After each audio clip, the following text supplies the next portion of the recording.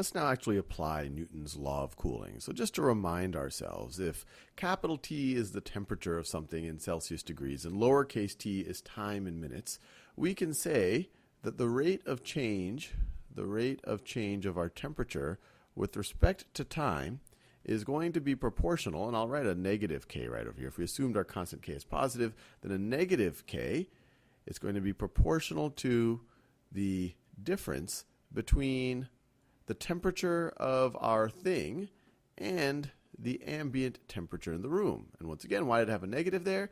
Well, because if the temperature of our thing is larger than the temperature of the room, we would expect that we would be decreasing in temperature, that we would have a negative rate of change, that temperature should be decreasing with time. If, on the other hand, our temperature is lower than the ambient temperature of the room, then this thing is going to be negative, but we would want a positive rate of change of temperature. Things would be warming up, and so that's why a negative of a negative would give you the positive. So this right over here, this differential equation, we already saw it in the previous video on Newton's law of cooling, and we even saw a general solution to that. And the general solution that I care about, because we're now going to deal with the scenario where we're putting something warm or we're going to put a warm bowl of oatmeal in a room temperature room.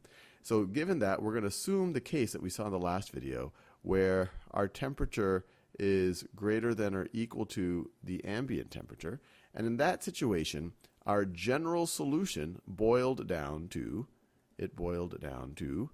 temperature as a function of time is equal to some constant times e to the negative kt plus our ambient temperature. Once again, we figured this out in the last video. Now let's actually apply it. So I said we're dealing with the scenario where our temperature is greater than or equal to the ambient temperature. So let's assume we're in a scenario. Let's assume a scenario where our ambient temperature is 20 degrees Celsius. And we assume that doesn't change, that the room is just large enough that even if something is warmer is put into it, that the ambient temperature does not change. And let's say that the thing that we put in it, our warm bowl of oatmeal, let's say it starts off, the moment we put in the room at time equals 0 is 80 degrees Celsius. And let's say we also know, just from previous tests, that after 2 minutes, it gets to 60 degrees Celsius. So we also know that T of 2 is 60 degrees Celsius. And given all of this information right over here, using Newton's law of cooling and using all of this information we know about how bowls of oatmeal that started at this temperature have cooled in the past, we want to know how long will it take. How many minutes will have to pass when you put an 80-degree bowl of oatmeal in the room? How many minutes have to pass in order for it to get to 40 degrees using this model? So let me write that down. So how many minutes for, or let me say to cool to 40 degrees Celsius. And so I encourage you to pause the video now and try to figure it out. So I'm assuming you have paused the video and you have had your go at it. And the key is to use all of this information right over here to solve for the constants c and k. And then once you know that, you essentially have described your model, and then you can apply it to solve for the time that gets you to a temperature of 40 degrees Celsius. So let's do that. So the first thing we know is the ambient temperature is 20 degrees Celsius. So this right over here is 20 degrees. And so the most obvious thing to solve for or to apply is what happens with t of 0. And what's neat about t of 0, when t equals 0, this exponent is 0, e to the 0 power is 1. And so t of 0 is essentially going to simplify to c plus 20 degrees. Let me actually write that down. So t of 0, which we already know is 80 degrees. We already know is 80 degrees Celsius. And I'm just going to write 80. We'll assume it's in degrees Celsius. That is going to be equal to, when t equals 0, the e to the negative, or e to the 0 is just going to be 1. So it's going to be equal to c plus 20. And so if you want to solve for c, you just subtract 20 from both sides of this equation.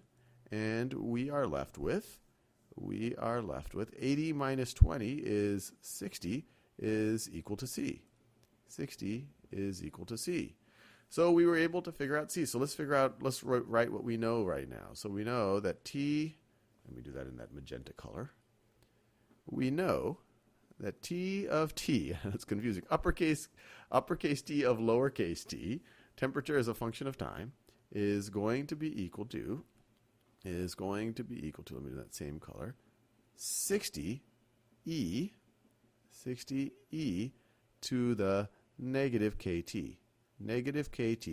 plus 20 plus our ambient temperature.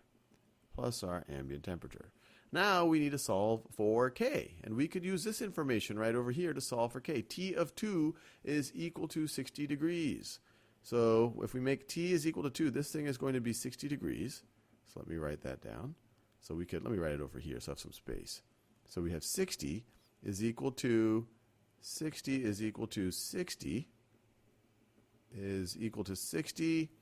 e to the negative KT. All this color switching takes time. E to the negative KT plus, let me be careful, that's at time 2. So that's e to the negative k times 2. That's at time equals 2. Or I could write that e to the negative 2k. And then, of course, we have our plus 20.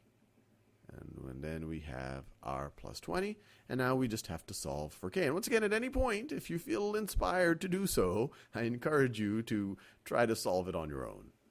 All right, so let's do this. If we subtract 20 from both sides, we get 40 is equal to 60 e to the negative 2k.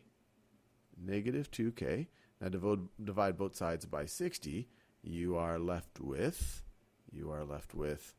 2/3. 40 divided by 60 is 2/3, is equal to e to the negative 2k.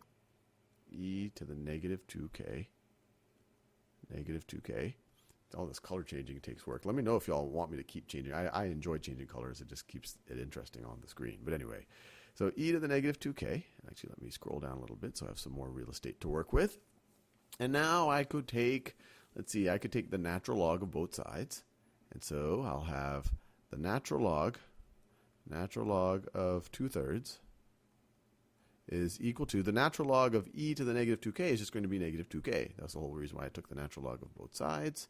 And then to solve for k, I divide both sides by negative 2.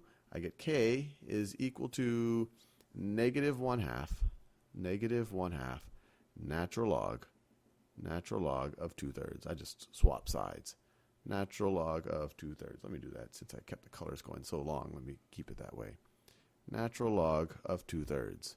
And so we have solved for all of the constants. So now we can rewrite this thing right over here. We can rewrite it as, so we decided for a mini drum roll here. We're not completely done yet. We get T of T is equal to 60 E to the negative k. Well, negative k, the negative and negative is going to be positive. It's going to be 1/2 natural log of 2/3. So 1/2 natural log of 2/3. Negative k, so negative of a negative. So 1/2 natural log of 2/3, which actually will be a negative value. 2/3 is less than e, so you're going to have a natural log of it is going to be negative. So it makes you feel good that the temperature is going to be going down over time. And so times t plus 20. And so now all we have to do is we have to figure out what T gets us to a temperature of 40 degrees Celsius. So let's solve for that. So if we want this to be 40 is equal to, and actually now I'm just going to stick to one color as we march through this part. So 40 is going to be equal to 60 e to the 1/2 natural log of 2/3 t power plus 20. Now let's see, we can subtract 20 from both sides. We get 20 is equal to 60 e to all that crazy business, 1/2 natural log of 2/3 times t. Now we can divide both sides by 60, and we get 1/3. 20 divided by 60 is 1/3, is equal to e to the 1/2 natural log of 2/3 times t. Now, let's see, we could take the natural log of both sides. So we get the natural log of 1/3 is equal to 1/2 natural log of 2/3 times t. And then home stretch, to solve for t, you just divide both sides by 1/2 natural log of 2/3. So we get t is equal to this, which is the natural log of 1/3 divided by 1/2 natural log of 2/3. Well, if you divide by 1/2, that's the same thing as multiplying by 2, and then you're going to divide by natural log of 2/3. 2/3. Now let's see if this actually makes a sensical answer. So let me get a calculator out. Actually, I could just use Google here. So I already forgot what it was. So I have natural log of 1/3 over natural log of 2/3, and the whole thing times 2. So I can type 2 times the natural log of 1/3 divided by the natural log of 2/3. Let's see what Google gets us. All right. It didn't. How did I mess up? So this is equal to 2 times the natural log. Oh, okay. Messed up the parentheses. Let me make this clear. The natural log of 1/3 divided by the natural log of 2/3. And then there you go. If we were to round to the nearest hundredth, it would be 5.42.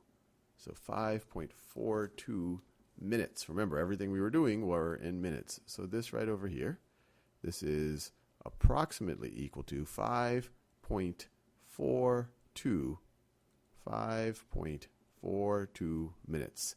And we are done. That's how long it will take us to cool to 40 degrees.